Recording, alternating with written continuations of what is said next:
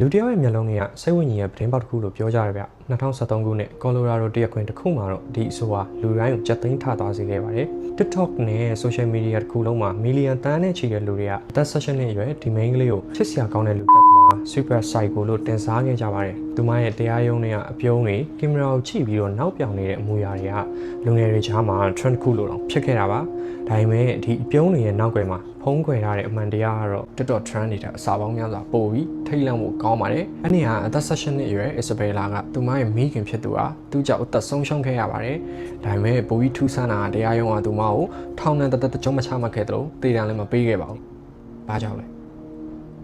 Please stop accusing me of this. Just tell me how that feels. Please fingerprint me. Please fingerprint me. Please fingerprint me. I will show you that I'm not this freaky, horrible person. Call me Isabella. That's your name. My name is not Isabella. My name is Samantha. အားလုံးပဲမင်္ဂလာပါကျွန်တော်ကတော့ The Hidden Truth ကကိုစမဲဖြစ်ပါတယ်ကျွန်တော်ပြန်တွေ့ကြပြီ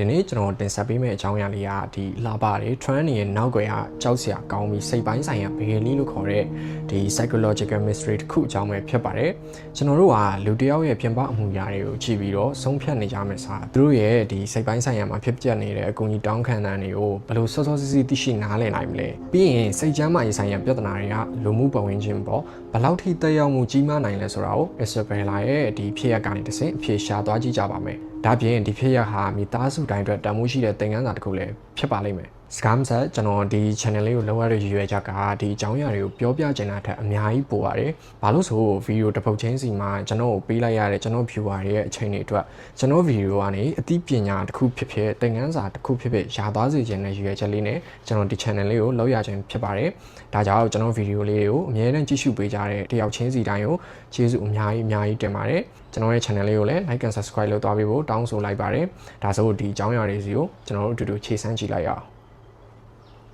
You're not getting out of jail. It makes me physically sick to look Do at the you. DNA test to prove me Don't right. tell me how to do my job. I watched Forensic Files. Really, Isabella? Does that make any goddamn sense to you?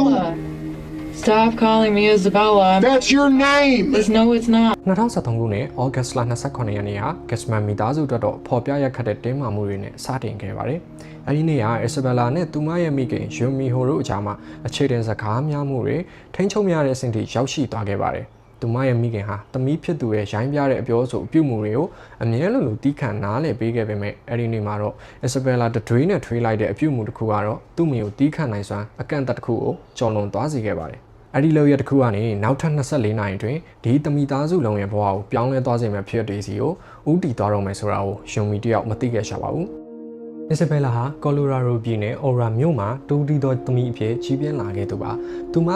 ရဲ့ငယ်စဉ်ဘဝတခြားကလေးလိုအေးချမ်းမနေခဲ့ပါဘူး။သူမရဲ့အပြုမှုပိုင်းဆိုင်ရာပြဿနာတွေကငယ်စဉ်ကတည်းကတိတိတတ်တာထူးခြားနေခဲ့ပါတယ်။ဒါကဘယ်လောက်ထိစိုးရိမ်စရာကောင်းတယ်လဲဆိုရင် Isabella 9နှစ်သမီးအရွယ်မှာတင်ဒီမိခင်ဖြစ်သူသမီးကိုဖခင်ဖြစ်သူနဲ့အတူခွဲနေခိုင်းမှုဆိုတဲ့ဒီဘယ်လိုပြောရမလဲဆုံးဖြတ်ချက်ကိုချခဲ့ပါတယ်အဲ့ဒါကိုကျွန်တော်တို့တစ်ချက်လောက်စဉ်းစားကြည့်အောင်ဗျာဒီ9နှစ်အရွယ်ဒီတူနေပြုစုလာပြီးမှသူ့မယားဘာလို့ဒီအဖေစီကိုပို့စဉ်းစားလိုက်တာလဲအဲ့ဒါကသူ့လုပ်တွေနဲ့ကလေးကိုအချိန်မပေးနိုင်တော့လို့လားဒါမှမဟုတ်ဆွမ်းနာပြောခဲ့သလိုပဲသူ့ကလေးစီကနေထူးခြားတဲ့ဒီအပြုတ်မှုပိုင်းဆိုင်ရာအပြောဆိုပိုင်းဆိုင်ရာပြဿနာတွေကိုမြင်တွေ့ခဲ့ရလို့လားသူ့မယားသူနဲ့ဘာလို့အဲ့လိုဝေးရအောင်ပို့တာလဲဆိုတာတော့ကျွန်တော်စဉ်းစားကြရပဲဗျာIsabella အသက်3နှစ်အရွယ်မှာတင်သူမရဲ့မိဘတွေကသဘောထားချင်းမတိုက်ဆိုင်လို့လမ်းခွဲခဲ့ကြပါတယ်။ငယ်စဉ်ဘဝမှာကြုံတွေ့ခဲ့ရတဲ့ဒီလိုမိသားစုပြိုကွဲမှုတွေကသူမရဲ့စိတ်ပိုင်းဆိုင်ရာအပေါ်ရိုက်ခတ်မှုတွေရှိခဲ့မယ်ဆိုတာကတော့အသေးချာပါပဲ။နေအိမ်တွေပြောင်းရွှေ့နေထိုင်ခြင်းကလည်းသူမရဲ့ဒီစိတ်ထဲမှာတိတ်တဆိတ်ကြီးထွားလာနေတဲ့ပြဿနာတွေကိုမဖြေရှင်းနိုင်ခဲ့ပါဘူး။သူမရဲ့ဆယ်ကျော်သက်အရွယ်လောက်နဲ့တင်သူတငယ်ချင်းတွေကိုခွင့်ပြုချက်မရှိဘဲအိမ်ထဲဝင်ထွက်သွားလာခွင့်နေပေးတယ်ဆယ်ကျော်သက်တွေဆိုတော့ဗျာဒီဟေးလာလှုပ်ချင်ကြတော့ဒီအိမ်ကြီးချင်းတွေကဒဇိန်းတွေကိုအိမ်မှာနေပါတယ်ဆိုပြီးတော့ရဲတွေကိုတိုင်တာလည်းရှိတယ်နောက်ပိုင်းမှာ Isabella ကဖခင်ဖြစ်သူနဲ့နှစ်ပေါင်းများစွာတွားရောက်နေထိုင်ခဲ့ပေမဲ့ဒီလိုခွဲခွာနေခြင်းကလည်းသူမရဲ့စိတ်ထဲမှာဖြစ်ပေါ်နေတဲ့ဖွံ့ဖြိုးမှုပိုင်းဆိုင်ရာဝေဒနာတွေကိုမကူတာနိုင်ခဲ့ပါဘူး အသက်14နှစ်အရွယ်မိခင်နဲ့ပထွေးဖြစ်သူဒီ Ran Ho တို့စီမှာပြန်ရောက်လာတဲ့အခါမှာတော့သူမရဲ့အပြုအမူတွေကအရင်အထက်ပိုဆိုးလာခဲ့ပါတယ်2013ခုနှစ်ဩဂတ်စ်လမှာတော့အခြေအနေတွေကတော်တော်ဆူဆူထိကိုရောက်ရှိလာခဲ့ပါတယ် Ryan ရဲ့ထပ်ဆိုချက်အရ Isabella ဟာသူမရဲ့မိခင်အပေါ်ကိုရန်လိုချင်းချောက်လာခဲ့တယ်လို့လည်းသိရှိရပါတယ်အဆိုးရွားဆုံးကတော့ဒီသူမရဲ့မိခင်ဖြစ်သူယုံမီကသူမရဲ့ကိုယ်ပိုင်ရင်သွေးကိုတောင်ပြန်ပြီးတော့စိုးရင်ကြောက်လန့်နေခဲ့ရတာပါပဲအဲ့ဒီကြောက်စိတ်ဟာ Isabella ကိုအလွန်ချစ်မြတ်နိုးတဲ့မိခင်တယောက်အတွက်တော့အသေးကွဲစရာတော်တော်ကောင်းတယ်လို့ပြောရမယ်ဗျသူမကသမီးဖြစ်သူနဲ့နားလည်မှုတွေပြန်လည်တည်ဆောက်ဖို့ကြိုးစားခဲ့ပေမဲ့ Isabella ကတော့လက်တွေ့ဘဝနဲ့တဖြည်းဖြည်းဝေးကွာသွားခဲ့ပြီးတော့သူမရဲ့ကိုယ်ပိုင်ကဘာလေးတွေမှာပဲပိတ်မိနေခဲ့တာပါ Isabella နဲ့သူ့အမေစကားများပြီးနောက်တစ်နေ့မှာတော့ဒီယုံမီရဲ့ email တွေကိုတုံလို့ခြောက်ချားစရာကောင်းတဲ့စာသုံးလုံးရောက်ရှိလာခဲ့ပါတယ်အဲ့ဒါကတော့ you will pay မင်းပေးဆက်ရမယ်ဆိုတဲ့စာပါဒါပေမဲ့ထူးဆန်းတာအဲ့ဒီ email ကဒီယုံမီရဲ့နာမည်နဲ့မဟုတ်ဘဲနဲ့ Cecilia ဆိုတဲ့အမျိုးသမီးတစ်ယောက်စီကိုဒီလိမ့်မှုတာဖြစ်နေပါတယ်ပြောရရင်ဗျဒီဒို Cecilia ပေါ့အဲ့လိုပုံစံမျိုးကိုပြောရတာဖြစ်ပါတယ်အဲ့ဒီမှာဒီ Cecilia ဆိုတဲ့နာမည်ကိုတခြားလေးမှတ်ထားပေးပါဘာလို့လဲဆိုတော့ဒီနာမည်ကဒီကျွန်တော်တို့ဒီပြောမယ်အမှုတစ်ခုလုံးရဲ့အဖြစ်ကိုပြောင်းလဲသွားစေမယ်တော့ချက်တစ်ခုဖြစ်နေလို့ပါပဲသူတို့သားမီးတွေကြားထဲကတင်းမာနေတဲ့အခြေအနေတွေကြောင့်ယုံမီကရတက်ဖွားနဲ့သူ့သမီးကိုစကားပြောခိုင်းမှုအတွက်အကူအညီတောင်းခဲ့ပါတယ်သူမကအခြေအနေတွေထိန်းချုပ်မရအောင်မဆိုးရသွားခင်မှာဥပဒေရဲ့ဒီအကူအညီနဲ့ဖြည့်ရှင်းနိုင်မယ်လို့မျှော်လင့်ခဲ့တာပါအဲ့ဒီအချိန်မှာ Isabella အသက်16နှစ်ပြည့်ပြီးသားဖြစ်လို့ဥပဒေကဒီယုံမီအနေနဲ့သူမရဲ့အိမ်ကနေနှင်ထုတ်ပိုင်ခွင့်အပြည့်အဝရှိပါတယ်ဒါပေမဲ့မိခင်ဖြစ်သူကဒီလိုပြတ်သားတဲ့လုပ်ရမျိုးကိုမလုပ်ချင်ခဲ့ပါဘူး။သူမရဲ့ရင်ထဲမှာသူမရဲ့သမီးဖြစ်သူနဲ့နားလည်မှုပြန်ရနိုင်မဲ့နီးလန်းတစ်ခုခုရှိနေအောင်မယ်လို့ယုံကြည်နေတော့မှာပဲ။အဲဒီနောက်မှာတော့ရဲရရှိတွေရောက်လာပြီးတော့ Isabella ကိုရှင်းပြခဲ့ပါတယ်။အကယ်၍သူမဘက်ကလေးစားမှုမရှိဘူးဆိုရင်မိခင်ဖြစ်သူကသူမကိုအိမ်ပေါ်ကနေဖယ်ရှားပိုင်ခွင့်ရှိတယ်လို့တတိပေးခဲ့တာပါ။ဒါပေမဲ့ဒီတတိပေးချက်တွေက Isabella ရဲ့နားထဲကိုဝင်သွားဖို့မရဘူးဗျ။သူမကဘာမှတုံ့ပြန်မှုမရှိဘဲနဲ့တိတ်ဆိတ်နေခဲ့ပါတယ်။မိခင်ဖြစ်သူဒီယုံမီကနောက်ဆုံးမျှော်လင့်ချက်နဲ့ဒီ Isabella ရဲ့ဖခင်ရင်ဖြစ်သူဒီ Robert ကိုဆက်သွယ်ခဲ့ပါတယ် Robert နဲ့ဆိုရင် Isabella ဆက်ဆံရေးပိုကောင်းတာကြောင့်သမီးဖြစ်သူကိုဖြောင်းပြပေးဖို့သူကတဘောတူခဲ့ပါတယ်ဖခင်ဖြစ်သူ Robert ဟာ Isabella နဲ့အတူဒီနောက်ဖေးမှာမိခင်ဖြစ်သူပေါ်ဘယ်လိုဆက်ဆံရမလဲဘယ်လိုပြုမှုရမလဲဆိုတဲ့အကြောင်းတွေကိုအဓိပ္ပာယ်ရှိရှိဆွေးနွေးခဲ့တယ်လို့သူကတော့ယူဆခဲ့ပါတယ် Robert ကတော့သမီးဖြစ်သူကသူ့စကားကိုနားဝင်သွားပြီလို့ပဲတကယ်ယုံကြည်ထားခဲ့တာပါတကယ်တော့အဲ့ဒီအချိန်မှာ Isabella ရဲ့စိတ်ထဲမှာဘသူစကားကိုမှလက်ခံနိုင်တာမရှိတော့ပါဘူးသူမရဲ့စိတ်ချမ်းသာရဲ့အခြေအနေကဆိုးရွားလုံးတဲ့အဆင့်ကိုရောက်နေပြီဖြစ်လို့ကြိုးကြောင်ပြောပြမှုတွေကလည်းထီအောင်မှုလုံးဝမရှိတော့ပါဘူးအဲ့ဒီနေ့ည9နာရီဝန်းကျင်မှာတော့မိခင်ဖြစ်သူယုံမီကအလောက်ကနေအိမ်ပြန်ရောက်လာခဲ့ပါတယ်သူမကမိသားစုအတွက်ညစာပြည့်ဒီ fast food တွေဝယ်လာခဲ့ပါတယ်အိမ်ပြန်လာပြီးမိသားစုအတွက်ညစာပြင်ပေးတဲ့မိခင်တယောက်ရဲ့ဒီတာမန်လှုပ်ရိုးလှုပ်စဉ်တစ်ခုပေါ့ဗျာဒါပေမဲ့ဒါသူမရဲ့နောက်ဆုံးမိနစ်ပိုင်းတွေဖြစ်မယ်ဆိုတော့သူမလုံးဝမသိခဲ့ပါဘူးယုံမီနဲ့ခင်မွန်းဖြစ်သူ Ryan တို့ခဏတာစကားပြောခဲ့ကြတယ်အဲ့ဒီချိန်သူမက Isabella ဘာမှလဲလို့မေးခဲ့ပါတယ် Ryan ကတော့သမီးဖြစ်သူကိုမမြင်တာတနင်္လာလောက်ရှိပြီလို့ပြန်ပြောခဲ့ပါတယ်ပင်မနှွှဲနေတဲ့နေ့တစ်နေ့ကိုအဆုံးသတ်ဖို့အတွက်ယုံမီကအပေါ်ထက်ရှိချိုးကန်းတဲ့ကိုသွားခဲ့ပါတယ်တာမန်လူတယောက်ရဲ့နေစဉ်ဆုံးဖြတ်ချက်လေးတစ်ခုပေါ့ဒါပေမဲ့အပေါ်ထက်မှာ Isabella ကသူမကိုစောက်ကြိုနေမယ်ဆိုတာကတော့သူမမသိခဲ့ပါဘူးအဲ့ချိန်မှာ Isabella ဟာသူမရဲ့စိတ်ရဲ့ပြင်းထန်တဲ့ဒီစိတ်ရောင်မာမှုတွေရဲ့လွှမ်းမိုးခြင်းကိုခံထားခဲ့ရပြီးတော့လက်တွေ့ဘဝနဲ့လုံးဝပြတ်တောက်နေခဲ့ပါပြီမိနစ်ပိုင်းတွင်းမှာလည်းရေချိုးကန်းတွေကနေလေးလံတဲ့အတန်တွေနဲ့အတူတုံလှုပ်ခြောက်ခြားစရာကောင်းတဲ့အော်ဟစ်တန်တွေထွက်ပေါ်လာခဲ့ပါတော့တယ်။ Ryan ဟာတကားအပြင်ပါမှာဘာမှမတတ်နိုင်ပဲပိတ်မိနေခဲ့ပြီးအတွင်းထဲမှာတော့ Isabella နဲ့သူ့အမေတို့ရဲ့အခြေအနေကတော့တော်တော်တင်းမာနေခဲ့ပါတယ်။ဒါကြောင့် Ryan ဟာဒီထိတ်လန့်မှုနဲ့အတူ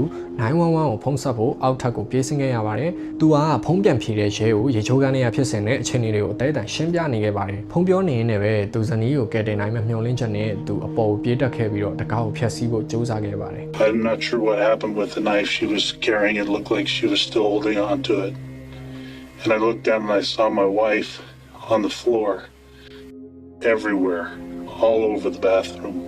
I was talking to the dispatcher, and the dispatcher told me, make sure you get her breathing again, get her airways open. I don't know CPR. Ryan တို့တော့အားလုံးဟာထိတ်လန့်စရာအိမ်မဆိုးတစ်ခုလိုပါပဲရေချိုးကန်းတကာပွင့်လာတဲ့အချိန်မှာတော့ Isabella ဟာဘာခံစားကြမှမရှိတဲ့မျက်နှာပေးနဲ့အေးဆေးဆေးပဲဓာတ်ကိုကိုင်လမ်းလျှောက်ထွက်လာခဲ့ပါတယ် Ryan တယောက်ရေချိုးကန်းထဲကိုကြည့်လိုက်တဲ့အခါမှာတော့လှုပ်ရှားမှုမရှိတော့တဲ့သူ့ဇနီးတဲ့ကိုတွေးလိုက်ရပါတော့တယ်911ဖုန်းဖြေကြားသူကဒီအသက်ကယ်ဆယ်နီး CPR လုပ်ဖို့ညွှန်ကြားခဲ့ပေမဲ့ Ryan အနေနဲ့မျှော်လင့်ချက်မရှိတော့ဘူးဆိုတာကိုသိနေခဲ့ပါပြီသူမရရှိလာတဲ့ဒဏ်ရာတွေကအလုံးမဲ့ပြင်းထန်လွန်းလာပါတယ်ည10:16မိနစ်မှာတော့အရေးပေါ်ကယ်ဆယ်ရေးအဖွဲ့တွေရောက်ရှိလာခဲ့ပါတယ်။ဒါပေမဲ့10:28မိနစ်မှာတော့ရှူမီယာတရားဝင်သေဆုံးသွားပြီဖြစ်ကြောင်းကြေညာခဲ့ပါတယ်။ရဲရရှိတွေဟာအခင်းဖြစ်ပွားတဲ့နေရာမှာတပ်တီပစ္စည်းချို့တွေ့ရှိခဲ့ရပေမဲ့ Isabella ကတော့အမှမရှိတော့ပါဘူး။သူမကအိမ်ပြင်ဘက်ကိုထွက်ပြေးကအစအနဖြောက်ပြီးပျောက်ကွယ်သွားခဲ့ပါပြီ။ ရတဖွဲ့ကတော့ Isabella ဟာလက်နက်ကင်ဆောင်ထားပြီးတော့အလွန်အန္တရာယ်များသူဖြစ်လူကိုချက်ချင်းတတိပေးချက်ထုတ်ပြန်ခဲ့ပါတယ်။သူမရဲ့ဖုန်းကိုခြေရာခံမှုစူးစမ်းခဲ့ပေမဲ့ Isabella ဟာဖုန်းကိုပိတ်ထားခဲ့ပါတယ်။ဒါကိုကြည့်ချင်းအဖြစ်သူမဟာစိတ်ဝေဒနာခံစားနေရပေမဲ့ဒီတစ်ဖက်မှာလည်းဖမ်းဆီးမခံအောင်ရှောင်တိန်နိုင်တဲ့တတိတစ်ခုအားလည်းရှိနေသေးတာကိုပြသနေပါတယ်။သူမကိုလိုက်လံရှာဖွေမှုတွေဟာအဲ့ဒီညကနေနောက်တနေ့မနက်အထိတောက်လျှောက်ဆက်ရှိနေခဲ့ပါတော့တယ်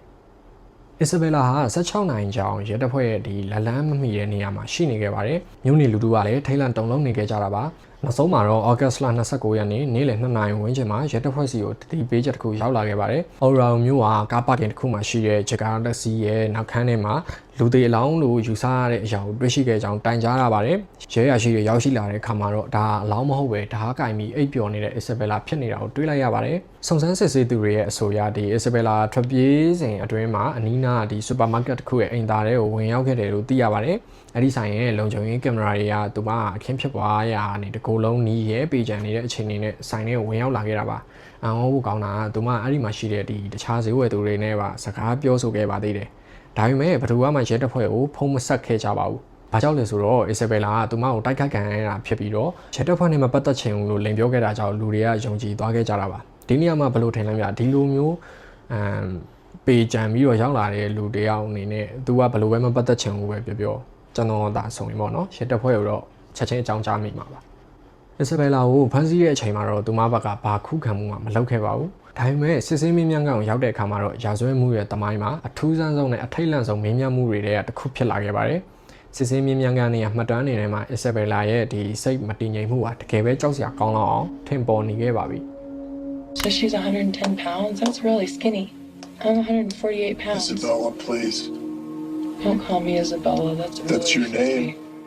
My name is not Isabella. My name is Samantha. There are people in this world who look alike, you know. You guys are not like all knowing. You don't know everything. You're just accusing me of all this stuff that I didn't do. That's you. No, it is not. There's no question. That's you. She's pretty. Yeah, you're a pretty girl. That's you. But that's not me. Yeah, I did slap your face, but She's a singer? it's not even a funny game anymore. စုံတော့တွေကတော့ဒီသူမပြောတဲ့ဟာကိုလောက်ကျန်ဇလန်းဆိုပြီးလုံးဝမယုံကြည်ခဲ့ကြပါဘူးသူတို့က Isabella စီကနေအမှန်တရားကိုရအောင်အချိန်ချင်းစူးစမ်းမေးမြန်းခဲ့ကြပါတယ်ဒါပေမဲ့သူမရဲ့အမြင်မှာတော့သူမကအမှန်တရားကိုပဲပြောပြနေတာပါပျက်စီးယိုယွင်းနေတဲ့သူမရဲ့စိတ်အာရုံထဲမှာတော့သူမကတကယ်ကို Samantha ဆိုတဲ့သူတယောက်ဖြစ်နေခဲ့လို့ပါ We know what you did and we know who you are. We know how it happened. Apparently not, When it because you happened. guys are completely wrong. You got the wrong girl. No, we don't. We don't have the wrong girl, and you know that. No, I don't. How did it feel? How did what feel? When you did what you did, how did it feel? I didn't kill anybody. That's Did it- disgusting. Did it feel good? It's disgusting. You guys really think I'm a murderer? Yeah, we're not joking. စစ်စစ်မင်းများငန်းနဲ့မှာဒီ Isabella ပြောပြခဲ့တဲ့ဇလန်းတွေကတော့ဒီမယုံနိုင်လောက်အောင်သေးစိတ်ကြပြီးတည်ငြိမ်လွန်းနေတာကိုကျွန်တော်တွေ့ရမှာပါ။သူက Ohio ပြည်နယ်ကနေထွက်ပြေးလာခဲ့တဲ့အသက်15နှစ်အရွယ်မိန်းကလေးတစ်ယောက်ဖြစ်ပြီးတော့ Colorado မှာရှိတဲ့သူမရဲ့ချစ်သူကိုလိုက်ရှာနေတာဖြစ်ကြောင်းပြောဆိုခဲ့ပါတယ်။ပိုပြီးထူးဆန်းတာကသူမကအခုဖမ်းဆီးခံရတဲ့အမှုနဲ့ဘာမှမသက်ဆိုင်တဲ့သူဖြစ်ပြီးတော့လူမဖမ်းဆီးခံရကြောင်းပြီးရင်ဒါကို DNA စစ်ဆေးခြင်းအဖြစ်သက်သေပြနိုင်မှာဖြစ်ကြောင်းကိုပဲယုံကြည်ချက်အပြည့်နဲ့ထွက်ဆိုခဲ့တာပါ။ဒါပေမဲ့အချိန်ကြီးကအလှည့်ပြောင်းနေစီကိုရောက်ရှိလာခဲ့ပါတယ်။စုံစမ်းစစ်ဆေးသူတွေက Isabella ရဲ့စိတ်ပိုင်းဆိုင်ရာအတားအဆီးတွေကိုဖြိုဖျက်နိုင်မှုနဲ့ဒီအမှန်တရားကိုသိရှိနိုင်မှုအတွက်သူမရဲ့ဖခင်ဖြစ်သူ Robert ကိုစစ်ဆေးမင်းများငန်းတွေကိုခေါ်လာခဲ့ပါတယ်။ရင်းနှီးရဲ့မျက်နှာတစ်ခုကိုမြင်လိုက်ရရင်ဒီဘယ်လိုပြောမလဲသူမလက်တွေနဲ့ကင်းကွာနေတဲ့စိတ်အခြေအနေတွေကိုပြပြတ်သွားလိမ့်မယ်လို့ဆောင်နောက်တွေကတော့မျှော်လင့်ခဲ့ကြပါတယ်ဗျ Who's that? That's my baby. Okay.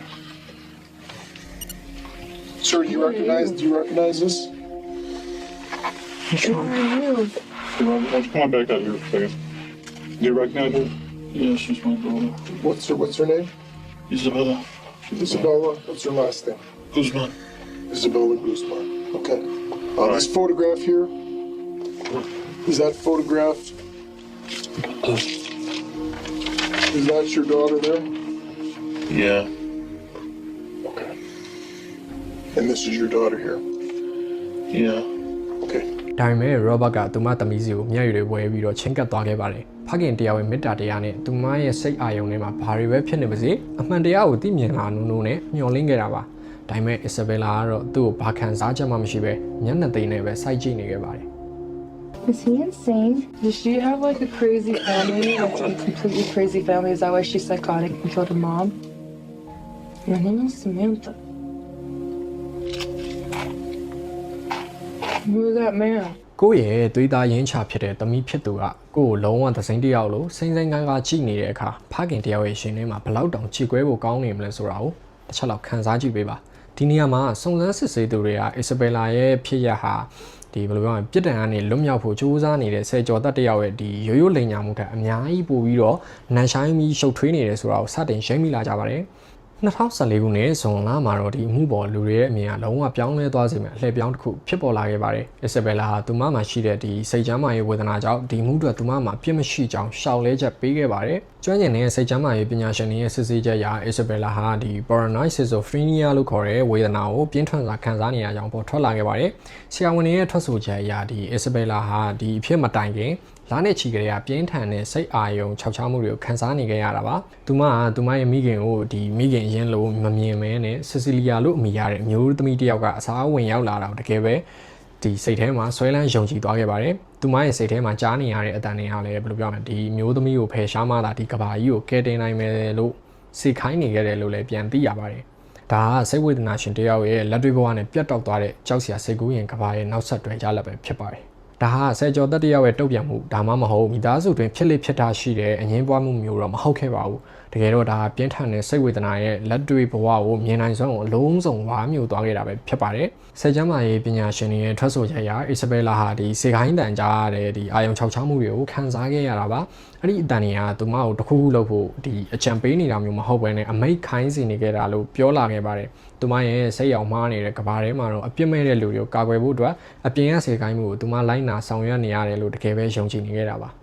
Isabella ရဲ့ရီးစားဟောင်းရင်ထွက်ဆိုချက်ကလည်းသူမမှာစိတ်ဝေဒနာခံစားနေရကြောင်းထောက်ပြနေခဲ့ပါတယ်သူမဟာဘယ်သူမှနားမလည်နိုင်တဲ့စကားကိုပြောဆိုလေးရှိပြီးတော့ဒီပုံဝန်းကျင်ကလူတွေမြင်တွေ့နေရတဲ့လောကနဲ့လုံးဝခြားနာတဲ့ကဘာတစ်ခုထဲမှာရှင်သန်နေရတယ်လို့ဖြစ်ခဲ့တာပါဆိုပြီးပြန်ပြောလာခဲ့ပါတယ်စိတ်ကြမ်းမာရေးဆွေးနွေးမှုတွေက Isabella ရဲ့အခြေအနေဟာကူးသားလို့ရတဲ့အဆင့်မှာရှိနေပါတယ်။သူမရဲ့စိတ်ပိုင်းဆိုင်ရာပြိုလဲမှုကနေဒီကြေကွဲစရာဖြစ်ဆိုးတွေဖြစ်လာခဲ့ရပေမဲ့မှန်ကန်တဲ့ဆေးဝါးနဲ့ကူးသားမှုတွေရရှိမယ်ဆိုတော့သူမရဲ့ယောဂလက္ခဏာတွေကိုထိန်းချုပ်နိုင်ပြီးတော့ပုံမှန်အခြေအနေကိုပြန်ရောက်နိုင်တယ်လို့ဆေးပညာရှင်တွေကယူဆခဲ့ကြပါတယ်။ဒီမှုရဲ့ထူးခြားချက်ကတော့ပြင်းထန်တဲ့ရာဇဝတ်မှုတွေကိုပြက်ပြက်သားသားအရေးယူလေးရှိတဲ့ဒီအစိုးရရှင်တွေကိုယ်တိုင်ရအောင် Isabella ရဲ့စိတ်ကြမ်းမာရေးအထောက်အထားတွေကိုကြည့်ပြီးတော့ဒါကတခြားမှုနဲ့မတူဘူးဆိုပြီးတော့အတိမတ်ပြုတ်ခဲ့တာပါ။ဒါကြောင့်သူမရဲ့စိတ်ဝေဒနာကြောင့်ဒီအပြစ်မရှိကြောင်းရှောင်လဲချက်ကိုလည်းကန့်ကွက်ခြင်းမပြုတ်ခဲ့ပါဘူး။နောက်ဆုံးမှာတော့တရားသူကြီးက Isabella ကိုအပြစ်မရှိကြောင်းဆုံးဖြတ်ခဲ့ပြီးသူမကို Colorado စိတ်ကြမ်းမာရေးဆေးရုံမှာအချိန်ကန့်သတ်မရှိကုသမှုခံယူဖို့အမိန့်ချမှတ်ခဲ့ပါတယ်။ဒါကတာမန်ထောင်နှံမျိုးမဟုတ်ဘဲနဲ့သူမကလူပတ်ဝန်းကျင်အတွက်ပြီးရင်သူမကိုယ်တိုင်အတွက်ပါအန္တရာယ်မရှိတော့ဘူးလို့ဆေးပညာရှင်တွေကအတည်ပြုတဲ့အထိဆေးရုံမှာဆက်လက်နေထိုင်သွားမှာဖြစ်ပါတယ်။ဒီလိုစိတ်ကြမ်းမာရေးဆေးရုံကိုရွှေ့ပြောင်းလိုက်ခြင်းက Isabella အတွက်တော့သူမရဲ့စိတ်ပိုင်းဆိုင်ရာပြန်လည်တည်ငြိမ်မှုအတွက်ရှည်လျားတဲ့ခီးစဉ်တစ်ခုကိုစတင်လိုက်ရတာပဲဖြစ်ပါတယ်။ Colorado စိတ်ချမ်းသာရေးဆေးရုံရဲ့ဒီလှုပ်ဆောင်ပုံတွေကတာမန်အချင်းတော်တွေနဲ့လုံးဝကွဲပြားပါတယ်။ဒီနေရာရဲ့အဓိကရွေးချက်ကအပြစ်ပေးဖို့မဟုတ်ဘဲနဲ့ဒီကုသမှုပေးဖို့နဲ့ပုံမှန်လူမှုဘဝတွေကိုပြန်လည်ရောက်နိုင်ဖို့အတွက်ပဲဖြစ်ပါတယ်။ဆေးရုံမှာ18လကြာကုသမှုခံယူပြီးတဲ့နောက်မှာတော့သူမအသီးသီးသာထင်ရှားတဲ့တိုးတက်မှုတွေရှိလာခဲ့ပါတယ်။ဆေးဝါးတွေကိုလည်းစနစ်တကျတောက်သုံးသလိုတစ်နှစ်ကျော်တဲ့အထိဒီစိတ်ကြောင်ကြားဖြစ်တဲ့လက္ခဏာတွေမပြတော့ဘဲနဲ့သူမရဲ့လောက်ရက်တွေပေါ်မှာလည်းမှန်ကန်တဲ့ခံစားမှုတွေနဲ့တုံ့ပြန်လာနိုင်ပြီပဲဖြစ်ပါတယ်။2020ပြည့်နှစ်မှာတော့မထင်မှတ်ထားတဲ့အဖြစ်အပျက်တစ်ခုက Isabella ကိုလူထုရဲ့အာရုံစိုက်မှုအောက်ကိုတကြော့ပြန်ရောက်ရှိစေခဲ့ပါတယ်2013ခုနှစ်တုန်းကသူမတရားရုံးနဲ့ဒီထူးဆန်းတဲ့အမှုရာတွေက TikTok နဲ့တခြား social media တွေပေါ်မှာဗီဒီယိုအတိုလေးတွေပြန်လာပြီးတော့ကြည့်ရှုမှုတန်းပေါင်းများစွာရှိလာခဲ့ပါတယ်ဒီ viral ဖြစ်မှုဟာ Isabella ရဲ့တရားရုံးနဲ့အပြုံးအနေနဲ့ကင်မရာကိုလက်ညှိုးထိုးပြနေတဲ့ပုံရိပ်တွေကိုပဲအသားပေးခဲ့တာဖြစ်ပါတယ်ဗီဒီယိုတင်တဲ့သူတွေကသူမကို iconic ဖြစ်သူပြီးရင်ဘာမှ view မဆိုင်တဲ့သူဖြစ်ပဲဖော်ပြခဲ့ကြပါတယ်။လာနိုင်ငယ်အတွင်းမှာပဲဒီမှုနဲ့ပတ်သက်တဲ့ hashtag တွေကဒီကြည့်ရှုသူမီလီယံတန်း200ကျော်အထိကိုရရှိခဲ့ပါတယ်။အဆိုအရဆုံးကတော့ဒီဗီဒီယိုတွေက Isabella မှာဖြစ်နေတဲ့ပြင်းထန်တဲ့စိတ်ကြမ်းမာရေးလက္ခဏာတွေကိုဖျော်ဖြေရေးတစ်ခုလိုပုံဖော်ခဲ့ကြပြီးတော့မိခင်ဖြစ်သူယူမီရဲ့ခြေကွဲစရာအသက်ဆုံးရှုံးမှုတော့လုံးဝလစ်လျူရှုခဲ့ကြတာပဲဖြစ်ပါတယ်။ဒီဗီဒီယိုဒီလို viral ဖြစ်သွားတဲ့နောက်မှာစိတ်ကြမ်းမာရေးပညာရှင်တွေနဲ့ရှင်းနေတဲ့အတွက်တော့တော်တော်လေးစိုးရိမ်စရာဖြစ်ခဲ့ပါတယ်။ဒီ viral video ကစိတ်ချမ်းသာရေးပညာရှင်တွေနဲ့တရားရုံးကရှင်းနေတဲ့အတွက်တော့တော်တော်လေးစိုးရိမ်စရာဖြစ်ခဲ့ပါတယ်။ comment မှာတော့ Isabella ရဲ့ရုပ်ရည်ကိုပဲချီးကျူးနေကြပြီးတော့ Super Psycho လို့တခြင်းမျိုးတွေနဲ့အလှဆင်ခဲ့ကြပါတယ်လူတွေကသူမရဲ့အလှပကိုပဲအာယုံစိုက်နေကြပြီးအမှန်တကယ်တော့ဒါကမိခင်တယောက်ရဲ့အသက်ဆုံးရှုံးမှုနဲ့မိန်းကလေးတယောက်ရဲ့စိတ်ပိုင်းဆိုင်ရာပြိုလဲမှုဆိုတဲ့ဖြစ်ရပ်တွေကိုမီလီယံနေခဲ့ကြတာပဲဖြစ်ပါတယ်လူမှုကွန်ရက်ပေါ်က comment ချိုးဆိုရင်သူမကိုကျွန်တော်ပြုတ်ပြပေးနိုင်ပါတယ်ဒါမှမဟုတ်သူမကချစ်စရာလေးပါဆိုတဲ့ဒီလိုမျိုး comment တွေရေးသားမှုတွေလည်းရှိခဲ့ပါတယ်လူတယောက်ရဲ့အဆိုးရွားဆုံးကျမ်းမာရေးအကြက်တဲကိုအလှပတစ်ခုလိုပုံဖော်ခဲ့ကြတာတွေပြီးရင်မိသားစုတစ်ခုရဲ့နောက်ဆုံးဒီ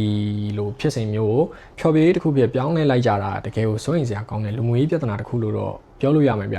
ဒီ social media ရဲ့ toxic လို့လည်းဆိုရလိမ့်မယ်အဲ့နောက်မှာ Isabella ရဲ့ပထဝီဖြစ်သူဒီ Ryan 2021ခုနှစ်မှာဒီဗီဒီယိုနဲ့ပတ်သက်ပြီးတော့ပထမဆုံးချိန်လူသိရှင်ကြားထုတ်ဖော်ပြောဆိုခဲ့ပါတယ်ဘဝရဲ့အဆိုးရွားဆုံးခိုက်တန်တွေကတန်းနဲ့ချီတဲ့လူတွေအတွက်ဖျော်ဖြေဖြစ်နေမှန်းသိလိုက်ရတာ Isabella အတွက်တော့နောက်ထပ်စိတ်တိုင်ရနဲ့အရှက်ရမှုတစ်ခုဖြစ်ပေါ်စေခဲ့ပါတယ်။ဒါပေမဲ့တစ်ဖက်မှာလည်းသူမရဲ့ကုသမှုတွေအတွက်ကတော့ဆက်လက်ရှိနေခဲ့ပါတယ်။ဆေးရုံမှာ9နှစ်ကြာကုသခံယူပြီးတဲ့နောက်မှာတော့2020ခုနှစ်မှာတော့သူဟာအခြေအနေအရပြန်လည်လွတ်မြောက်ခွင့်ရဖို့စတင်လျှောက်လာခဲ့ပါတယ်။2020နိုဝင်ဘာမှာတော့ဒီ Isabella သူမအဖမ်းခံရပြီးကြတဲ့ပထမဆုံးချိန်ဖြစ်လူသိရှင်ကြားစကားပြောဆိုခဲ့ပါတယ်။သူမပြောကြားချက်တွေကငယ်စဉ်ဘဝမှာသူမအလွဲသုံးစားပြုမှုအချို့ကိုကြုံတွေ့ခဲ့ရပြီးအသက်14နှစ်အရွယ်မှာမိသားစုရဲ့ဘာသာရေးယုံကြည်ချက်တွေကိုဆုံးခွာဖို့ဆုံးဖြတ်ခဲ့တဲ့အချိန်မှာအခြေအနေတွေပိုဆိုးလာခဲ့တယ်လို့ဆိုပါတယ်။ Isabella ဟာသူမရဲ့မိခင်တေဆုံးမှုအတွက်အလွန်ဝမ်းနည်းရကြောင်းနဲ့အဖြစ်ဆိုးတွေဖြစ်ပွားချိန်မှာသူမကိုယ်တိုင်ကအဲ့ဒီအချိန်တုန်းကသူ့ကိုယ်သူမဟုတ်ဘဲနဲ့ဒီစိတ်ဝေဒနာရဲ့လွှမ်းမိုးမှုကိုခံစားရတာဖြစ်ပြီးတော့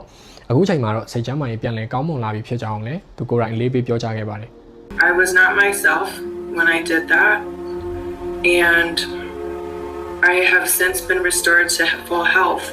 I was abused at home by my family for many years. My parents are Jehovah's Witnesses. And I left the religion when I was 14. I have the scars on my hands. I don't know if you can see or not. I'm not mentally ill anymore. I'm not a danger to myself or others. If I could change it or if I could take it back, I would. 2021ခုနှစ်မှာတော့ Isabella ရဲ့အခြေအနေတွေတိုးတက်လာတာကြောင့် GPS နဲ့အတူအပြင်ထွက်ပြီးတော့ကုသမှုခံယူခွင့်အချို့ကိုလည်းရရှိခဲ့ပါတယ်။ဒါကသူမအတွက်လူမှုပတ်ဝန်းကျင်တွေကိုပြန်လည်ဝင်ရောက်နိုင်မှုပထမဆုံးချိန်လှမ်းမယ်လို့ဆိုရမယ်ဗျ။ Isabella ရဲ့အမှုဟာကြေကွဲစရာဖြစ်ရဆိုတစ်ခုဖြစ်တယ်လို့မှန်ကန်တဲ့ဒီစိတ်ကျန်းမာရေးကုသမှုအရေးပါပုံပြသနေတဲ့တက်တဲ့တစ်ခုလည်းဖြစ်ပါတယ်။ပြင်းထန်တဲ့စိတ်ဝေဒနာတွေကိုကုသလို့ရနိုင်တယ်ဆိုတာကိုပြနေတယ်လို့ပြီးရင်တစ်ဖက်မှာလည်းစိတ်ကျန်းမာရေးပြဿနာတွေကိုဒီစောစောသီးတတိမထားမိပဲနဲ့ကုသမှုမခံယူခဲ့ရင်ဘယ်လောက်ထိအနေကြီးနိုင်လဲဆိုတာကိုလည်းဒီမှုကမိမောင်းထိုးပြနေတာပဲဖြစ်ပါတယ်ဒီဖြစ်ရမှာကျွန်တော်တို့မေးခွန်းထုတ်စရာတွေအများကြီးခြံထားခဲ့ပါတယ်အမှားကျူးလွန်ခဲ့တဲ့သူတယောက်တော့နောင်နာနဲ့ပြန်လည်ပြုစုပြိုးထောင်ခြင်းဆိုတာဘယ်လောက်ထိအတိုင်းတာရှိတင်တယ်လဲနောက်ပြီးတော့လူတွေရဲ့ဘေးကင်းလုံခြုံရေးနဲ့စိတ်ဝေဒနာရှင်တယောက်ရဲ့အခွင့်အရေးတွေကိုဘယ်လိုမျှတောင်လှုပ်ဆောင်ရမလဲဆိုတာပဲဖြစ်ပါတယ်Isabella ကတော့သူမရဲ့စိတ်ဝေဒနာကိုထိန်းချုပ်ဖို့နဲ့သူမရဲ့လုပ်ရက်တွေပေါ်နက်နက်ရှိုင်းရှိုင်းပြန်လည်သုံးသပ်နိုင်ဖို့အတွက်ဆက်လက်စ조사နေစေဖြစ်ပါတယ်။ Isabella ရဲ့မိသားစုဝင်တချို့ကတော့ဒီလုပ်ရက်ဟာတမင်သက်သက်ရည်ရွယ်ပြီးလုပ်တာမဟုတ်ဘဲနဲ့ဒီသူ့ရဲ့စိတ်ဝေဒနာရဲ့ရလဒ်တစ်ခုဖြစ်တယ်ဆိုတာကိုပဲနားလည်ခဲ့ကြပေမဲ့တစ်ဖက်မှာလည်းယူမီကိုထာဝရဆုံးရှုံးလိုက်ရတဲ့နာကျင်မှုနဲ့တူဆက်လက်ရှင်သန်နေကြရဆဲဖြစ်ပါတယ်။ Isabella ရဲ့ဖြစ်ဟာကျွန်တော်တို့ကိုကြီးမားတဲ့သင်ခန်းစာတစ်ခုပေးခဲ့ပါတယ်။အလှပတွေနဲ့ဒီ viral trend တွေရဲ့နောက်ွယ်မှာတတိမထားမိလိုက်တဲ့စိတ်ကျန်းမာရေးပြဿနာတွေနဲ့ကြေကွဲစရာဘဝဆက်ကြောင်းတွေအများကြီးရှိနေတယ်ဆိုတာပါပဲ။အခုချိန်မှာတော့ Isabella စီဝါကူတာမှုတွေနဲ့တူသူမရဲ့အတိတ်ကိုပြန်လည်ရင်းဆိုင်ဘဝအသစ်ကိုစ조사နေစေဖြစ်ပါတယ်။ဒီနေ့ရဲ့ဖြစ်မှန်ဗီဒီယိုလေးကနေပြီးတော့စိတ်ကျန်းမာရေးရဲ့အရေးပါပုံတွေကိုဘူးတူတာတစ်ခုရရှိသွားမယ်လို့ကျွန်တော်မျှော်လင့်ပါတယ်။အခုလိုမျိုးစိတ်ဝင်စားစရာဖြစ်မှန်ဗီဒီယိုတွေကိုအများနဲ့တင်ဆက်ပေးသွားမှာဖြစ်လို့ကျွန်တော်ရဲ့ The Hidden Truth Channel လေးကို like and subscribe လုပ်ထားပေးကြပါဦး။နောက်ဗီဒီယိုတွေမှာအများဆုံးပြန်တွေ့ကြပါမယ်။ See you ပါ